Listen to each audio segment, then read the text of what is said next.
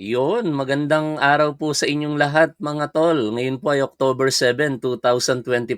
Grabe, hindi lang ako makapagsalita ng maayos mga tol pero sobrang saya ko ngayon. No? Talagang natutuwa ako ng sobra-sobra sa naging desisyon po ng ating Pangulong Bongbong Marcos na italaga ito pong si Secretary Boying Remulla bilang kapalit ni Samuel Martires as ombudsman. Napakasaya talaga ng araw na ito mga tol. Ay nako, iyakan ng mga DDS, lalong-lalo na si Senator Amy Marcos. Hindi pala siya fake news, na-delayed lamang.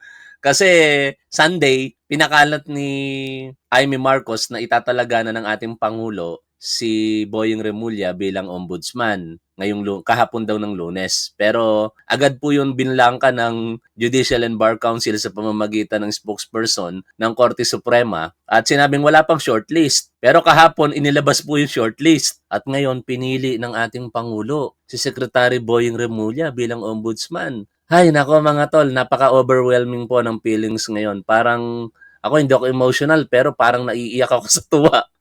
Naluluha ako sa tuwa kasi grabe, tingin ko makakakuha na tayo ng katarungan sa mga panlalapastangan na ginawa po sa ating bansa ng mga tiwaling opisyales ng ating gobyerno. Malakas ang paniniwala ko na walang sasantuhin itong si Secretary Boying Remulla regardless kahit sino pa. Ano? Kaya basahin muna natin yung pagkakatalaga sa kanya. Ay hindi, unahin muna natin ito. Ang sarap balikan ng balita. Kanina lamang pinag-uusapan natin at kagabi. No? Balikan nga muna natin ito. Ang saya-saya. Ibinigay na ng Judicial and Bar Council sa Malacanang ang listahan ng mga pwedeng pagpilian ni Pangulong Bongbong Marcos para italaga bilang susunod na ombudsman. Kabilang sa 7 inirekomenda si Justice Secretary Jesus Crispin Remulla. Nakatutok si Joseph Moro.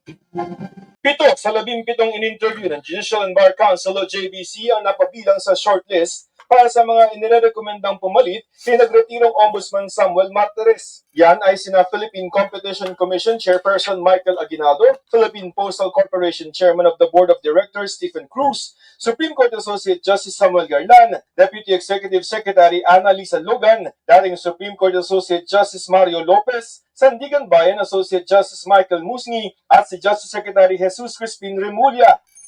Sa impormasyong nakuha ng GMA Integrated News, 6 ang botong nakuha ni Aguinaldo habang tig-5 ang nakuha ni Remulla, Logan at Garlan. Tiga-4 na mga naboto ang natanggap ni Cruz, Lopez at Musni.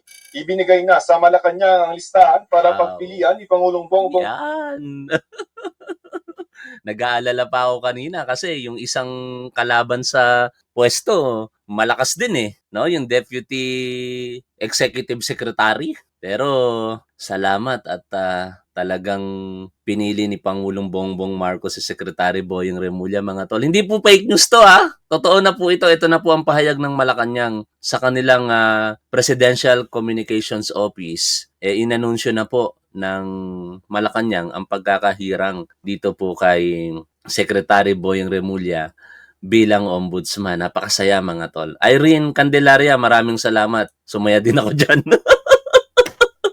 Salamat sa manonood. Ang dami natin ngayon. Talagang natutuwa, ano? Ay, nako mga tol. Sana manatili si Secretary Boying Remulla, now ombudsman, ano? Sana manatili si Ombudsman Boying Remulla sa executive session, no? Every Saturday, yung programa ni na Senator JB Ejercito kasama yung tatlo, yung isang abogado yung host, no? Pero baka hindi na dahil busy na to, sigurado. Busy na to, ipakukulong nito si Sara Duterte. Gusto ko yun. Ipakukulong nito si Sara Duterte. Takot na takot si Senator Amy Marcos. Wala raw piyansa. Kulong daw hanggang 2028. Basahin natin ito. Hirap na hirap ako magsalita. Ang katinang lalamunan ko In Tagalog, pinatagalog natin kay ChatGPT. Itinalaga. Namnamin natin ito mga tol. Napakasaya. Itinalaga ni Pangulong Ferdinand R. Marcos Jr. si kalihim ng katarungan, Jesus Crispin Boying Remulla, bilang bagong ombudsman ng Republika ng Pilipinas. Matapos ang pagtatapos ng termino ni kagalang-galang Samuel R. Martires noong Hulyo. Kagalang-balang ba talaga yun?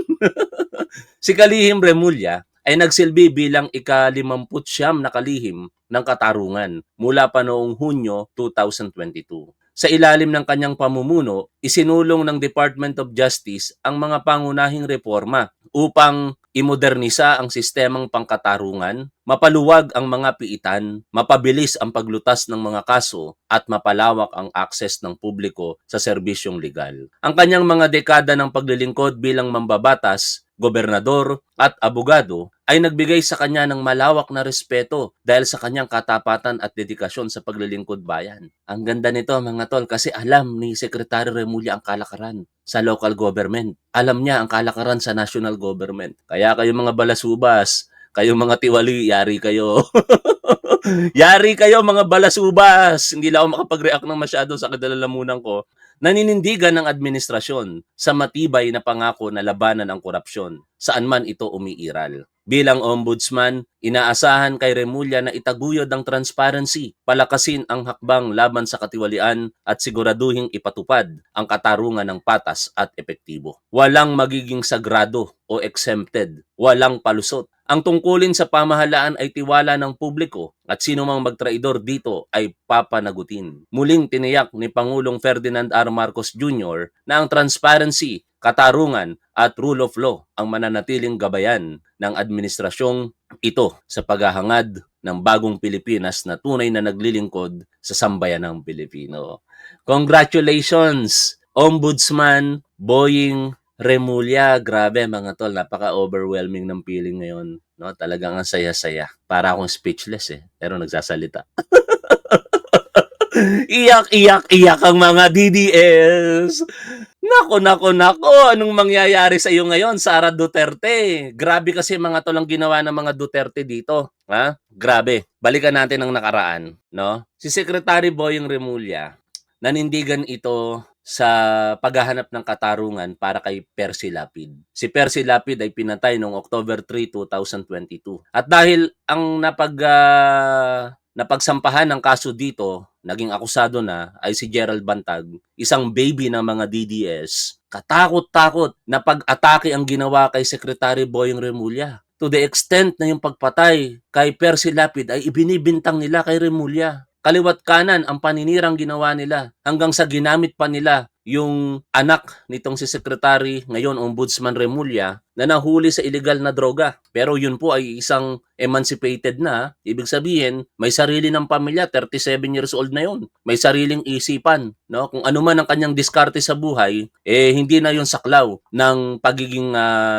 mag-ama nila when it comes to professional or job or mandate nitong si Secretary Remulla. Pinabayaan niya yun. Hindi niya yun inimpluwensyahan. Pero syempre, ang mga Remulla ay mayayaman din naman. Kayang magbayad ng abogado partikular ng kanyang anak. Sa madaling salita, nanalo sa kaso at napawalang sala yung kanyang anak sa kasong inahabla ng Philippine Drug Enforcement Agency. At hindi po doon tumigil ang mga DDS para po pabagsakin si Secretary, ngayon Ombudsman Remulla. Sumunod na hinawakang kaso yung kay Degamo. Pinatay si Degamo noong March 4, 2023. Ang sangkot na naman, baby na naman ng mga DDS, si Arnie Tevez. Kaya katakot-takot na naman na paninira ang ginawa nila kay Secretary, ngayon Ombudsman Boying Remulla. Sanay na sanay akong tawagin ng Secretary, ano? Pero ang pinaka-worst, kung bakit grabe na lamang po ang galit ng mga DDS at Duterte kay Ombudsman Remulla ay dahil nung ito po ay nanindigan para sa legal na basihan ng ating gobyerno para po ipaaresto at eventually dalhin sa Hague, Netherlands kung saan nakakulong ngayon ang dating Pangulong Rodrigo Duterte. Dahil po doon, grabe, sinampahan pa siya ng kaliwat kanang kaso. Ang nanguna pa rito, alam niyo, si Senator Amy Marcos. Sinampahan siya ng kaso sa Ombudsman. Pero later ko na lang na-realize na yung pagsasampa pala ng kaso na yon, nararamdaman na marahil nitong si Amy Marcos na pangarap nitong si Remulla na maging ombudsman. Kaya as early as March or April, nirekomenda niya kagad na sampahan ng kaso sa ombudsman si Boying Remulla. Pero buti na lamang umira lang katarungan, ano? At nagkaroon ng pagtatalaga ng ng acting ombudsman at niresolba kagad yung pending case na yan. At pumabor para kay Ombudsman Remulla dahil eventually na-issuehan siya ng clearance. Actually, hindi lang naman doon tumigil ang mga effort nitong mga Duterte supporters. Sinampahan pa nila ng panibagong kaso. itong si Remulla kahit sa Korte Suprema, no? Sinampahan pa ng disbarment. Pero lahat to no avail. Ang saya-saya. Mabwisit na kayo, mga DD shits kayo, mag-iiyakan kayo ngayon. Itong baby ninyo, yung prinsesa ninyo, nalalabas sa screen ngayon, iyari ito ngayon. Noong ikalima ng Pebrero 2025, ay Yan. inimpeach ng House of Representatives Yari si yan. Vice President Yari yan ngayon yan. Yari ngayon yan. Wala na. Sana maging unang utos ni Ombudsman Remulla ay ang paglalabas ng SALN ng mga public official, 'di ba? Kasi pinigilan ito nitong si Samuel Martires, mga tol eh. Nung maupo bilang ombudsman si Samuel Martires noong itinalaga siya ni Rodrigo Duterte, agad-agad nag-utos ito na bawal tingnan ang SALN hanggat walang pahintulot ng mga concerned public official. Naku, ng teteng na yon. Ngayon, sana Ombudsman Remulla, no? Yan po ang una-una ninyong baguhin na kautusan. Simula ngayon, bigyan ng access ang publiko sa mga SALN na ito. Nakatalaga naman yun sa mismong SALN. Ako, may SALN ako dati ng pulis ako. Nakalagay dun sa pinakahuling bahagi, pwedeng gamitin ito sa mga public information kung ano man, ano, na pinapahintulutan ko bilang nagsumite ng SALN, bla bla bla. Nakalagay po doon yun. Kaya nagtataka tayo, bakit itong si Samuel Martires ay yun kaagad ang naging utos. Pigilan ang paglalabas ng SALN. Ngayon, wala na si Samuel Martires ninyo. Masaklap ito para sa inyo kasi uupo ito si Ombudsman Remulla hanggang 2032. Diba? 26, 27, 28, 29, 30, 31, 32. 32. 2032. Pagka naging Pangulo si Sara ninyo, di makaporma yon. Di ba, tuwan-tuwa kayo, sabi ninyo, panalo na si Sara sa 2028, yari. Ang tanong, makakatakbo pa kaya si Sara Duterte considering na malamang sa malamang kaso na aabutin ito? Kasi, baka nga ang mangyari dito, mga tol, hindi na magkaroon ng impeachment Siguro, baguhin na natin yung intro natin, wag na impeachment. Wag na impeachment, ano? Kasi, pwede naman yun i-withdraw na yung impeachment, hindi na magpapail ng impeachment complaint. Tapos ang gagawin na lang, lahat ng mga nakalap na ebidensya, total, meron namang recommendation dito ang 19th Congress, inaalala ninyo yon. Nire-recommenda ng 19th Congress yung good governance and public accountability na sampahan ng kaso si Sara Duterte at iba pa para sa paglabag sa graft and corrupt practices, plunder, falsification of public documents, perjury, at betrayal of public trust. Di ba? Pagka diniretso na kagad yun sa ombudsman. Kasi ang mangyayari dito, mga tol, pagka in-impeach pa yan, hihintayin pa ng ombudsman na matapos yun bago umakto paano kung yung mga kakamping senador, hindi naman gawing guilty si Sara Duterte, di nakaupo pa rin siya bilang vice-presidente. Di sayang lang din, wag na mag-impeachment. Antimano, kaso na kagad. Pag nagkaroon ng kaso to, plunder, walang piyansa. Kulong ang prinsesa ng mga DDS. Ang saya-saya. Ang ganda sana, mga tol, yung tandem din nitong si Secretary Boying Remulla, Ombudsman Boying Remulla, saka kung hindi nagbitiw si chairman ng Blue Ribbon Committee, Lacson may panghihinayang nga si Ombudsman Remulla, kahapon pa lamang ito, secretary pa lang siya, kaya pala ang ganda-ganda ng ngiti ni Ombudsman Remulla dito. Nanghihinayang siya kasi nagbitiw si Chairman Senate President Pro Tempore Panfilo Lacson no? Sige. So, sir, yun po muna, if we could get your reaction, si Senator Ping Lacson, siya po. Ay, nako, tuwang-tuwa ako. Galit na galit ang mga DDCs. Pinagmumura ako ngayon. Ang saya-saya. Sige, murahin nyo lang ako ng murahin. Mura pa more, mura pa. Ang saya-saya, ang mahalaga, buti nga sa inyo. Karma aabutin nyo. Di nyo na mapipigilan ito. Wala na kayong pag-asa. Siguro ngayon, ang gagawin ng mga DD sheets, araw-araw mananalangin sila na mapahamak si Ombudsman Remulla. Yan lang kasi tanging yung paraan. Okay, pa-impeach nyo, pero wala pang basihan. Tandaan natin, katatalaga pa lamang yan. Ano ang basihan ninyo para ipa-impeach nyo kagad si Ombudsman Remulla? Baka next year pwede pa. Pero ngayon, wala pang basihan. Hindi naman pwedeng maging basihan yung mga naging akto niya nang hindi pa siya ombudsman.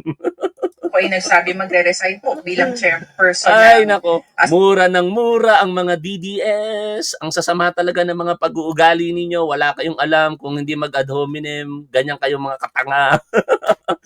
Basta DD sheets, tatanga-tanga. Sige lang, magmura kayo na magmura. Walang problema dyan. Ang mahalaga, masaya kami ngayon dahil ombudsman si Boying Remulla. a Senate Blue Ribbon Committee. Your reaction po to this? Malungkot tayo dahil is probably one of the best investigators in the country. Kaya impressive ang body of work na talaga. From the very beginning until now, when he was still like in the PAP-TF and now here, he has a very impressive body of work. It's also a loss if you think about it. Opo, sir, nakaka-apekto po ba ito dun sa pag-iimbestiga naman natin dito sa DOJ? Malaking tulong kasi ang kanyang ginawang investigation as far as our investigations are concerned here. And it will be missed for sure. We will miss it at the scale. Pero I wish this Wala pang post yung ay may problema, wala pa. Baka hindi pa makamove on ito, no? Kaya hindi pa nagpo-post sa kanyang Facebook page. take advice from him about some things that I have to work out later. Pero umaasa din kayong hindi matutuloy kasi kailangan pa ng plenary ito, kailangan pa pong pag-usapan nila eh. Sana hindi na niya ituloy yung kanyang designs. Wala, natuloy na. No? Maganda sana yung tandem nila kasi direkta na eh. Kasi ang Blue Ribbon, mga tol, hearing in aid of legislation lang naman yan. Babagsak din yan either sa Department of Justice or sa Ombudsman. Eh lalo ngayon, Ombudsman na si Boyong Remulla. No? May kalalagyan. Sigurado ang mga Duterte dito, mga tol. No? Hindi na nila maitatago yung mga kagaguhan na pinagagagawa nila sa taong bayan. No, yung mga basihan na nakikita natin sa mga nakalipas po na pagkakataon, partikular yung mga kinakaharap na problema nitong si Sara Duterte, may kalalagyan ito. Hanggang dito na lamang, mga tol. Maraming salamat. Talagang this is a very happy day para sa akin. I hope kayo din. Iyakan ng mga didishits. Maraming salamat, Pangulong Bongbong Marcos. Hindi niyo po binigo ang taong bayan. Majority ng mga mamamayan gusto talagang matalaga si Boying Remulla as ombudsman. Kahit ang mga pink at dilaw, siya gusto eh. Ang mga ayaw lang naman sa kanya, ang mga nag-iiyakan ngayon na mga DDS. Maraming salamat sa inyong lahat. Kay Irene Candelaria Dob, maraming salamat sa inyong super sticker. Pasensya na kayo at medyo nahirapan talaga akong magsalita. Shoutout po sa inyong lahat. Sa 4,000 plus na manonood po natin. Salamat sa patuloy po ninyong pagsuporta sa ating gobyerno, sa ating Pangulo at sa ating programa. Lagi po nating tandaan kung ano po ang tama at dapat, doon po tayo. Keep safe. See you always. Bye for now, mga tol.